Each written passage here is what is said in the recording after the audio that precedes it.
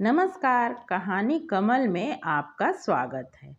आज सुनिए मशहूर लेखिका निशी पाल सूरी जी की कहानी। Mrs Suri ICSC high school के वाइस प्रिंसिपल पद से रिटायर्ड हैं और इनकी अनेकों पुस्तकें प्रकाशित एवं चर्चित हुई हैं।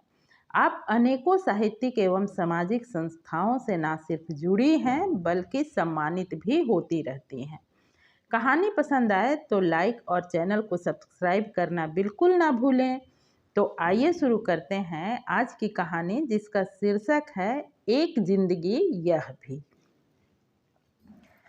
कस्बे में एक और उस बड़े से मैदान में रोज बच्चे खेलते, कभी पशु चरते और कभी खाली भी रहता।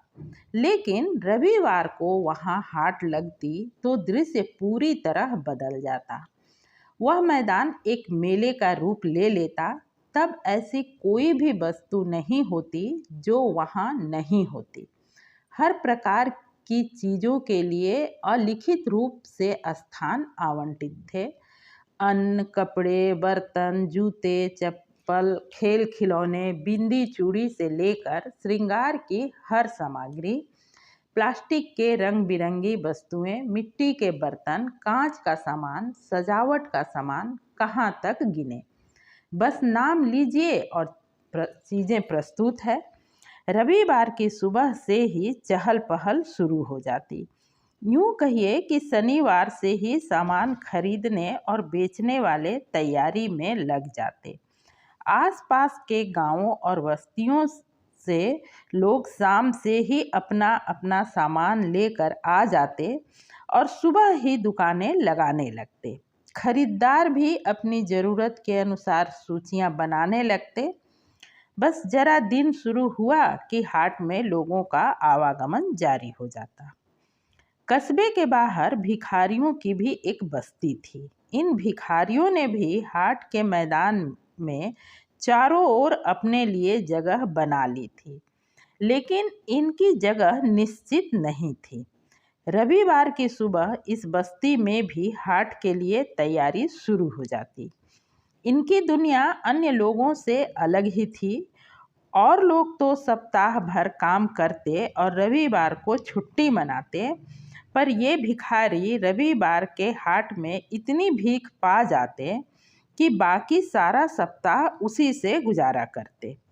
एक दो दिन तक तो पके हुए खाने से ही निकल जाते, फिर दूसरी चीज़ों से काम चलाते।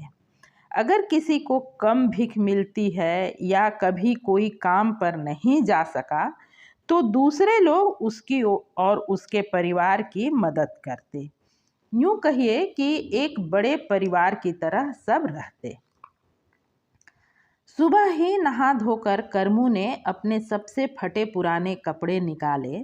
इस धंधे का यही नियम है कि और दिन अच्छे भले कपड़े चाहे पहन ले, पर धंधे के लिए तो वही पहनने होते हैं जिन्हें देखकर सभी को दया आ जाए। फिर उसने अपने पैरों और बाहों पर तेल लगाया और उस पर लाल रंग मिली गेरू इस तरह लगाई कि खून का आभास हो। उस पर फटे कपड़े पट्टियों की तरह लपेटे। लगभग तैयारी हो चुकी थी कि उसकी पत्नी लक्ष्मी आ गई। आते ही बोली, अरे वाह रे मेरे छैला, तू तो एकदम रेडी है। तो क्या तेरी तरह सुस्त हूँ मैं? चल चल, मेरे जितने काम करने पड़े तो पता चले। बड़ा बोलता है। छोटा कहाँ है? उसी को तो जरा लिटा कर आई हूँ दूध पिलाकर, फिर दिन भर तो मुन्नी के पास ही रहेगा। अच्छा चल, अब तू भी तैयार हो जा। ले, मेरा क्या तैयार होना, मुझे किसी मेम साहब के दफ्तर में थोड़े ही जाना है। झट से उसने अपनी फटी साड़ी को एक दो जगह से और फाड़ लिया और बाल कुछ बिखरा कर हंसती हुई बोली, लो मैं भी तैयार हो गई। तभी पास की झोपड़ी से उनकी पड़ोसन धनिया आई। अरे तुम तो एकदम तैयार हो जाने के लिए। अरे वाह करमू भैया, आज तो एकदम ताजे घाव बना लिए हैं। लोग एक नज़र देख कर ही मुंह घुमा लेंगे और झट से पैसे फेंक कर आगे बढ़ जाएंगे। और चाहिए भी क्या? करमू ने हंसकर कहा। तू अभी नहीं जाएगी? लक्ष्मी ने पूछा। मैं तेरे से कुछ मांगने आई थी, जरा झिझकते हुए धनिया ने कहा। अरे भिखारी से मांगने में क्या शर्म, अपना तो सब एक सा ही है। बोल क्या दूं? तेरे पास कोई फटी साड़ी होगी क्या? मेरे पास जो फटी हुई थी वह कन्हाई के बाप ने फाड़ दी कल। काहे? अरे कन्हाई ने उसके लिए दारू लाने से मना कर दिया था ना, उसे वह मारने लगा। मैंने बीच में जाकर बचाना चाहा तो मेरी साड़ी खींचकर मुझे ही गिरा दिया। फटी साड़ी और फट गई। धंधे के लिए चाहे फटे कपड़े ही चाहिए, पर कुछ तो बदन ढकना भी चाहिए ना। हाँ भाई, भिखमंगे हैं तो क्या हुआ, हमारी भी तो इज्जत है। एकदम से ही तो बदन नहीं उघाड़ सकते। चल भीतर और साड़ी ले ले, लक्ष्मी ने बड़ी उदारता से कहा। उसे याद है जब उसका छुटका हुआ था और वह काम पर नहीं जा सकती थी तो इसी धनिया ने उसकी कितनी मदद की थी।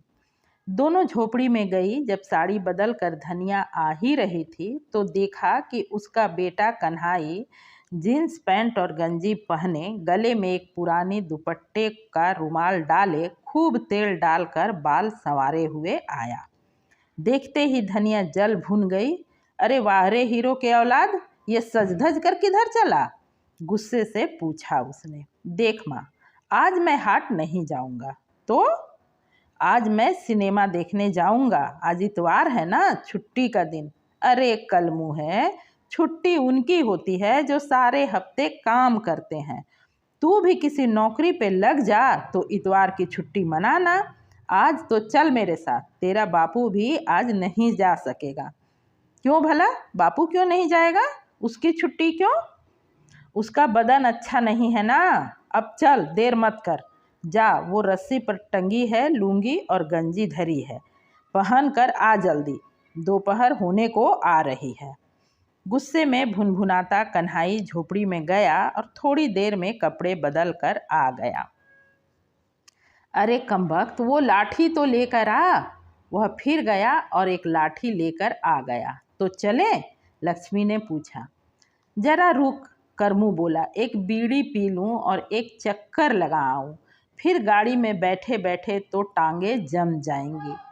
तभी उनकी बेटी मुन्नी छोटे को गोद में लेकर आई। उसने वही रेशमी फ्राक पहना था जो पिछले हाट में किसी सेठ ने दिया था। उस सेठ की बेटी का जन्मदिन था तो उसको साथ लेकर सेठ आया था और उसके पुराने कपड़ों में से 2 फ्रॉक मुन्नी को भी दी थी।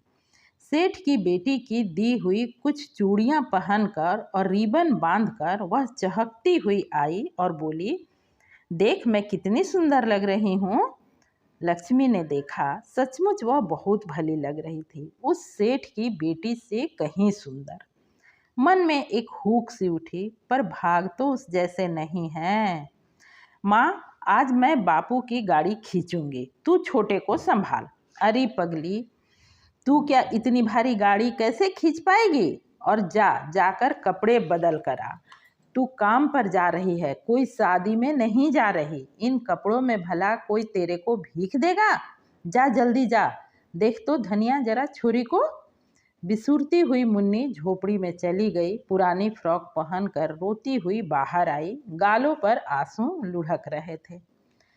तब तक करमू भी बीड़ी पीकर आ गया। उसके हाथ पर भी वही रंग गाड़ी वाली गेरू लगाकर लक्ष्मी ने पट्टियां बांध दी। दूसरे तरफ बूढ़ा भिखू भी लाठी टेकता हुआ एक झोला कंधे पर लटकाए आ गया। अभी तक गए नहीं तुम लोग? आते ही पूछा उसने।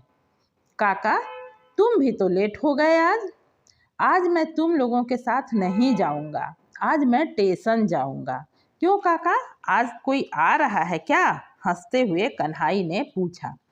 चुप मुए, उसकी माँ ने डांट कर कहा। ना बेटा, मेरा कौन आएगा, पर आज मेरा कुछ बढ़िया खाने को जी है। हाट में तो वही सब मिलेगा जो हर बार मिलता है, पर स्टेशन पर सब तरफ से लोग आते हैं और किस्म किस्म का खाना मिलता है। पूड़ी पराठा पाव रोटी मत पूछो बेटा, तुम सबके लिए भी लाऊंगा। आखिर तुम मेरे लिए रोटियां भी तो सेक देते हो। तो चलो। और वह अपनी राह चल दिया। ये सब भी बतियाते हंसते हुए चल पड़े। जब हाट थोड़ी दूर रह गई तो करमू झट से गाड़ी में जा बैठा और अपने पट्टी बंधे हाथ में टूटा हुआ कटोरा पकड़कर लकड़ी की गाड़ी पे मार मार कर बजाने लगा। लक्ष्मी गाड़ी को धकेलते हुए कातर स्वर में गाने लगी, गरीब पर दया करो माँ, कोढ़ी को कुछ मिल जाए बापू। मुन्नी को उसने एक जोर का झापड़ मारा और दूसरी तरफ धकेल दिया। मुन्नी की गोद में सोया छोटा भी हाट में शोर से जाग गया और रोने लगा।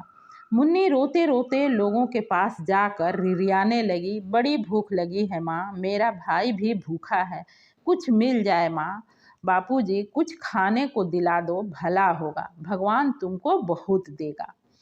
धनिया ने भी अपनी साड़ी का किनारा सिर से खींचकर नीचे कर लिया और अपने बैठने के लिए जगह खोजने लगी। कन्हाई मौके की तलाश में था कि कुछ पैसे मिल जाए तो माँ की आंख बचाकर सिनेमा देखने जाएगा। वह एक झोले में अपनी जींस पैंट छुपाकर ले आया था। अब उसे भीख मांगना अच्छा नहीं लगता था। वह सोच रहा था कि कोई बोझ उठाने का काम मिल जाए तो अच्छा। काम की तलाश में वह भी हाट में घूमने लगा। समाप्त।